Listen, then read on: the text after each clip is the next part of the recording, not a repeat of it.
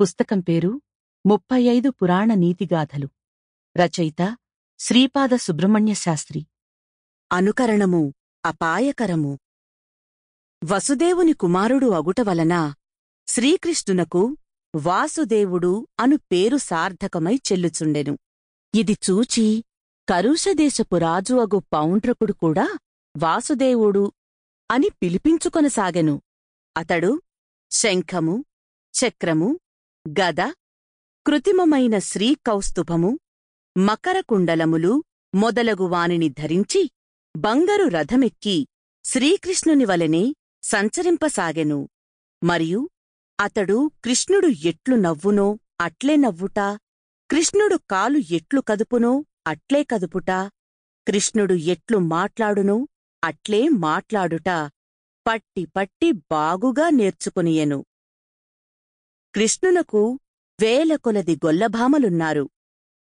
కావున పౌండ్రకుడు తనకు అంతమంది పరిచారికలను ఏర్పరచుకొనెను.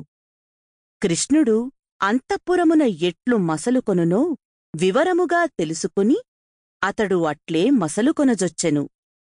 తన వేషము, కృష్ణుని వేషము భేదము రవ్వంతైననూ లేకుండా ఒక్క విధముగా ఉండెనో లేదో చూచివచ్చుటకు అతడు నమ్మకమైన వారిని తరచుగా ద్వారకకు పంపుచుండెను. రకరకములైన శ్రీకృష్ణుని చిత్రములు వందల కొలదిగా తెప్పించుకుని అతడు స్వయముగగూడా పరీక్ష చేసుకొనుచుండెను. భార్యలను, పరిచారికలను అడిగి మరీ లోటుపాట్లు సవరించుకొనుచుండెను. దిద్దుకొనగా కొంతకాలమునకు పౌండ్రకుడి వేషము పూర్తి అయ్యెను.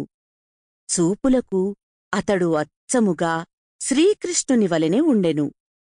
ఇట్లు వేషసిద్ధి అయిన తరువాత అతడు కృష్ణునిని మందలింపవలెనని నిశ్చయించుకుని సమర్థుడైన దూతను ద్వారకకు పంపెను.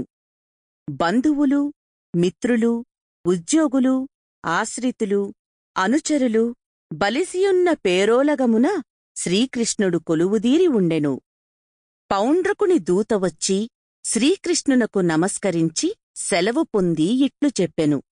మా ప్రభువు తమతో చెప్పవలసినది అనిన మాటలు ఇవి. ప్రజలను చక్కగా పాలించుచు నేను వాసుదేవుడు అను పేరున ప్రకాశించుచున్నాను. పురుషోత్తముడు అను పేరు ఒక్క శ్రీహరికే ఎట్లు తగినదో మహేశ్వరుడు అను పేరు ఒక్క త్రిలోచనునికే ఎట్లు చెల్లుచున్నదో, శతక్రతువులు అను పేరు ఒక్క దేవేంద్రునికే ఎట్లు రూఢమైనదో అట్లు వాసుదేవుడు అను పేరు నాకు ఒక్కనికి మాత్రమే తగినది. అది మరియొకనికి ఎంత మాత్రమును తగదు, చెల్లదు.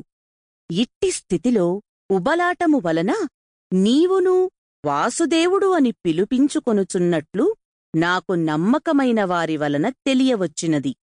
పైగా శంఖము, చక్రము, శ్రీకౌస్తుభము, మకర కుండలములు మొదలగు నా చిహ్నములు కూడా తయారు చేయించుకుని ధరించి పటాటోపముగా తిరుగుచున్నావట. తెలివిలేమి వలనను నీ తాహత తెలియక నీవిట్లు చేయుచున్నావని నమ్ముచున్నాను. నీవు గొల్లవాడవు అగుటవలన మంచి చెడ్డలు, కష్టసుఖములు, లాభనష్టములు, సాధ్యాసాధ్యములు ఎరుగవు. కనుక నేను నీకిట్లు శాంతముగా తెలియబరుచుచున్నాను. నా సందేశం విన్నది మొదలు నీవు ఈ వెర్రివేషములు కట్టిపెట్టి పులోచితముగా నడుచుకొనవలసినది, లేకున్నా నిన్ను అతి కఠినముగా దండించవలసి వచ్చును. ఈ ఆజ్ఞకు ఏమాత్రము తప్పినను నీకు చావు తప్పదు. ఈ మాటలు విని సభలో ఉన్నవారు అందరునూ పకపక నవ్విరి. ఇట్టి రాయబారమును ఎట్లు మోసుకొచ్చితివోయి అని కొందరు దూతను ఎగతాళి చేసిరి.